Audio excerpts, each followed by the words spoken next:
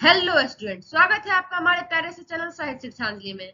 मैं सानवी भारद्वाज आज आप लोगों को पढ़ाने जा रही हूँ कक्षा 6 का हिंदी, जिसका पाठ 7 है पिता का पत्र पुत्र के नाम। इस पाठ को मोहनदास करमचंद गांधी जी ने लिखा है। तो चलिए इस पाठ को हम लोग बहुत ही आसान भाषा में समझेंगे। प्रिटोरिया जेल 25 मार्च 1909। गांधी जी जो है प्रिटोरिया जेल से पत्र लिखते हैं कब? 25 मार्च 1909 में। कहते हैं कि प्रिय पुत्र, प्रति मास एक पत्र लिखने और एक पत्र प्राप्त करने का अधिकार मुझे मिला है। उन्हें हर एक महीने में एक पत्र लिखने का और एक पत्र प्राप्त करने का अनुमति मिला हुआ है। अब कह रहे हो कि अब मैं पत्र लिखूं कैसे? कैसे लिखूं मैं पत्र? मिस्टर रीच का, मिस्टर पोलक का और तुम्हारा ख्याल मुझे बारी बारी से आया, लेकिन मैंने तुम्हें ही लिखना पसंद किया। किसे? तो अपने पुत्र को। क्यों? क्योंकि पढ़ने के समय उन्हें, गांधी जी को, अपने पुत्र का ही ख्याल बार बार आ रहा था। वो कह रहे हैं कि मेरे बारे में तुम जरा भी चिंता मत करना, विशेष कुछ कहने का अधिकार मुझे नहीं है। कुछ ज्यादा कहने का अधिकार उनको पत्र में नहीं मिला हुआ था, इसलिए वो कह रहे थे कि मेरे बारे में ज्यादा भी चिंता मत करना, मैं पूर्ण स्वरूप से शांति में हूँ, मैं ठीक हूँ। आशा है कि भाभी अच्छी हो गई होंगी। अपने माता जी के बारे में आप पूछते हैं कि भाभी अच्छी हो गई होंगी। मुझे मालूम है कि तुम्हारे कुछ पत्र यहाँ आए हुए हैं। कहते हैं कि लेकिन वो मुझे नहीं दिए गए। उनके पुत्र की तरफ से जो पत्र आए हैं अभी तक गांधी जी को नहीं मिले हैं। फिर भी डिप्टी गवर्नर की उदारता से मुझे मालूम हुआ कि बा का स्वास्थ्य सुधर रहा है। कह रहे हैं कि जो डिप्टी गवर्नर जो वहां का है ना, उसकी उदारता से उन्हें पता चला है, उन्हें बताया गया है कि उनकी माँ का तबीयत जो है वो ठीक हो रहा है। फिर अपने पुत्र से वो पूछते हैं कि क्या वो फिर से चलने फिरने लगी। अपने माँ के बारे में पूछ रहे हैं कि क्या फिर से वो फिर से पहले की तरह चलने फिरने लगी? क्या तुम लोग सवेरे दूध के साथ साबूदाना बराबर ले रहे हो? आगे वह अपने पुत्र के बारे में कुछ कहते हैं। कह रहे हैं कि और अब कुछ तुम्हारे विषय में कहना चाहूंगा कि तुम कैसे हो। तुम पर जो जिम्मेवारी मैंने डाली है, तुम उसके सर्वथा योग्य हो और आनंद से उसे निभा रहे होगे। वह जो जिम्मेवारी उसे सौंप के आए थे, अपने पुत्र को सौंप के आए थे, वह कह रहे हैं कि तुम बहुत ही अच्छी तरीके से निभा रहे होगे। उन्हें ऐसी आशा है। कह रहे हैं कि मैं ये जानता हूं कि तुम्हें अपनी शिक्षा के प्रति असंतोष है, तुम अपने शिक्षा से संतुष्ट नहीं हो। जेल में मैंने यहाँ खूब पढ़ा है। इससे मैं यह समझता हूँ कि केवल अक्षर ज्ञान ही शिक्षा नहीं है, मतलब किताबी ज्ञान ही शिक्षा नहीं है। सच्ची शिक्षा क्या है? तो सच्ची शिक्षा चरित्र निर्माण और कर्तव्य का बोध है। यदि यह दृष्टिकोण सही है और मेरे विचार से तो यह बिल्कुल क्या है, ठीक है। तो तुम सच्ची शिक्षा प्राप्त कर रहे होगे। आजकल तुम्हें अपनी बीमार माँ की सेवा का भी अवसर मिल रहा है। रामदास और देवदास को भी तुम संभाल रहे हो। ये जो रामदास और देवदास है, इनके गांधी जी के दोनों छोटे बेटे हैं। कह रहे हैं कि तुम रामदास और देवदास को भी अच्छे से संभाल रहे होगे। यदि यह काम तुम अच्छी तरह से और आनंद से करते हो तो तुम्हारी आधी शिक्षा तो इसी के द्वारा पूरी हो जाती है। यदि तुम अपने दोनों छोटे भाइयों को बहुत ही अच्छी तरीके से संभाल रहे हो, भी आनंद के साथ संभाल रहे हो, तो तुम्हारी आधी शिक्षा जो है इसी के द्वारा प्राप्त हो जाती है। उपनिषदों में लिखा है कि प्रथम अर्थात ब्रह्मचर्य आश्रम संन्यास आश्रम के क्या है, समान है। इसका जो है मुझ पर गहरा प्रभाव पड़ा है। आमोद प्रमोद एक निश्चित आयु तक ही शोभा देता है। इसका मतलब हर्ष उल्लास खुशी ये सब जो है एक निश्चित समय तक ही अच्छा लगता है। 12 वर्ष की उम्र के बाद बच्चों की जिम्मेवारी और कर्तव्य का भान यानी एहसास हो जाना चाहिए। उन्हें अपने आचार और विचार में, मतलब विचार में, मन में, बातों में सत्य और अहिंसा के प्रयोग की चेष्टा करनी चाहिए।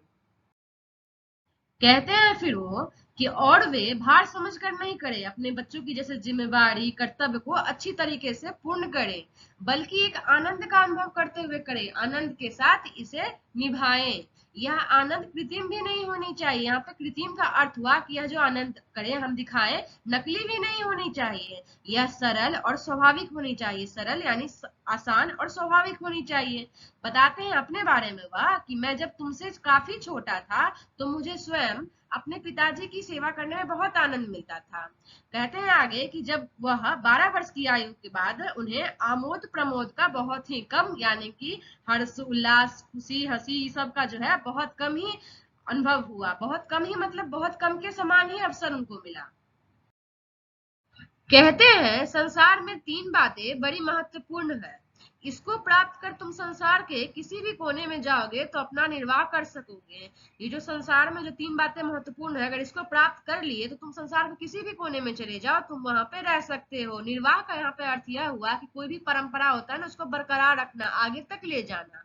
अब कहे ये 3 बातें है क्या, तो अपनी आत्मा का, अपने आप का और ईश्वर का सच्चा ज्ञान प्राप्त करना ही यह 3 महत्वपूर्ण बातें हैं। इसका मतलब यह नहीं कि तुझे अक्षर ज्ञान नहीं मिलेगा। अपने पुत्र से कह रहे हैं कि इसका मतलब यह नहीं हुआ कि तुझे अक्षर ज्ञान नहीं मिलेगा, वह तो मिलेगा ही, लेकिन तुम उसी की चिंता करो। यह मैं नहीं चाहता तुम इसकी चिंता करो कि मुझे अक्षर ज्ञान नहीं मिलेगा, इसका यह गांधी जी नहीं चाह रहे हैं। इसके लिए तुम्हारे पास अभी बहुत समय है, समय ही समय है। अक्षर ज्ञान क्यों होता है? अक्षर ज्ञान तो इसलिए होता है कि जो कुछ तुम्हें मालूम है, जो कुछ तुम्हें पता है, जो कुछ तुम्हें मिला है, उसे तुम दूसरों को दे सको। इतना और याद रखना कि अब से हमें गरीबी में रहना है।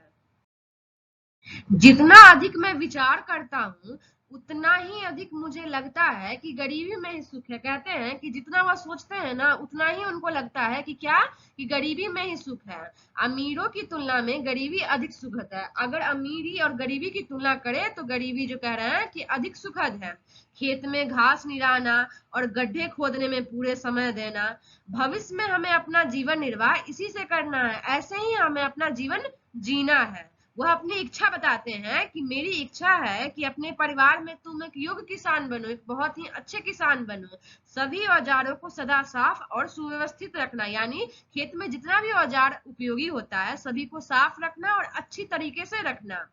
आगे बताते हैं किताबी ज्ञान के लिए कि अक्षर ज्ञान में, किताबी ज्ञान में गणित और संस्कृत पर पूरा पूरा ध्यान देना, अच्छे से इन दोनों विषयों को पढ़ना।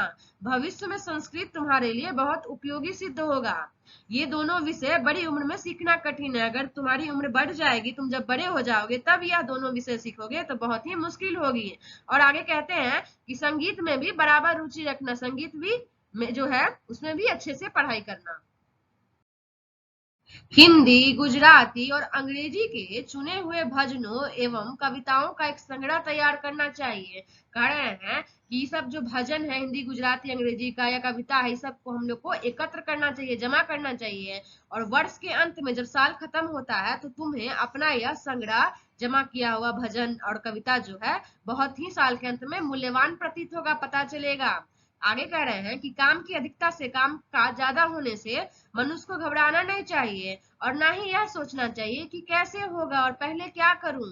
पहले शांत मन से विचार पूर्वक यदि सभी सद्गुणों को प्राप्त करने की चेष्टा की तो वे तुम्हारे लिए बहुत उपयोगी और मूल्यवान प्रमाणित होंगे। कह रहे हैं कि शांति मन से और विचार पूर्वक, यानी कि विचार करके अगर तुम सभी सद्गुण को, अच्छे अच्छे गुणों को प्राप्त करने का कोशिश करोगे तो तुम्हारे लिए बहुत ही बहुत उपयोगी और मूल्यवान साबित होगा। तुमसे मुझे यह भी आशा है कि घर के लिए जो भी घर का जो खर्च होता होगा, खर्च करते होगे, उसका तुम पैसे पैसे का हिसाब रखते होगे। कहते हैं कि मुझे यह भी आशा है कि तुम रोज शाम को नियम पूर्वक प्रार्थना करते होगे और रविवार को श्री वेस्ट के यहाँ भी प्रार्थना में जाते होगे। सूर्योदय से पहले उठकर प्रार्थना करना बहुत ही अच्छा है। सूर्योदय होने से पहले ही हमें प्रार्थना करना चाहिए, कह रहे हैं।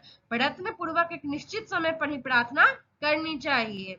यह नियमितता तुम्हें अपने जीवन में आगे चलकर बड़ी सहायक सिद्ध होगी, बड़ी ही सहायता मिलेगी इससे। यह पत्र को पढ़कर तुम अच्छी तरह समझ लेना, मैं जो लिख रहा हूँ इस पत्र को पढ़कर तुम अच्छे तरीके से समझ लेना और उसके बाद मुझे जवाब देना। जवाब तुम जितना भी चाहो उतना लंबा लिख सकते हो।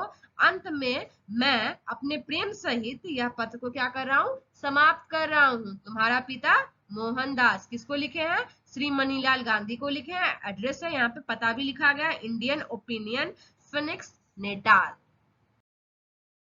यह जो पाठ 7 था, पिता का पत्र पुत्र के नाम, इस पाठ को मैंने बहुत ही आसान भाषा में समझा दिया।